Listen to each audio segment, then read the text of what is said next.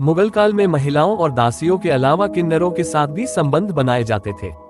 इनका खुलासा पुराने इतिहासकारों ने अपनी किताबों में किया है। इतालवी यात्री मनुची और डच व्यापारी फ्रांसिस्को पेलसर्ट ने हरम और मुगल बादशाहों की जुड़ी कई ऐसी बातें अपने संस्मरणों में उजागर की जो चौंकाने वाली थी। उनके संस्मरणों में ये साफ तौर पर लिखा गया था कि मुगल बादशाह किस कदर भोग विलास में डूबे रहते थे। फ्रांसिस्को पेलसर्ट ने ऐसा ही एक किस्सा मुगल बादशाह जहांगीर के बारे में दर्ज किया।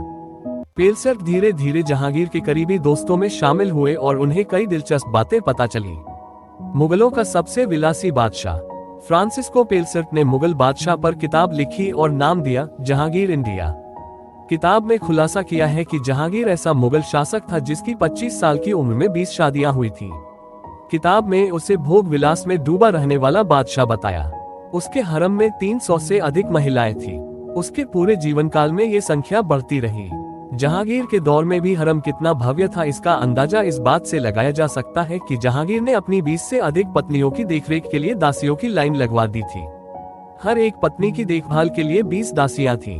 उन्हें हर माह भत्ता दिया जाता था। वो उसका सबसे ज्यादा इस्तेमाल गहनों और कपड़ों पर करती थी। इसकी वजह थे बादशाह जहांगीर। वो खुद को खूबसूरत बनाने में कोई कोर कसर नहीं छोड़ती थी ताकि वो बादशाह की नजर में आ सके, उन्हें आकर्षित कर सके। मुगल सल्तनत और शाही हरम के बारे में इतिहासकारों ने काफी कुछ लिखा है।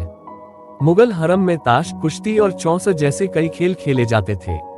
मुगल हरम में बादशाह के साथ महिलाएं ताश खेलती थीं। सांप सपेरों का खेल, तीरंदाजी आदि से भी बादशाह का मनोरंजन होता था। बादशाह के जीतने पर औरतों को उन्हें खुश करना पड़ता था।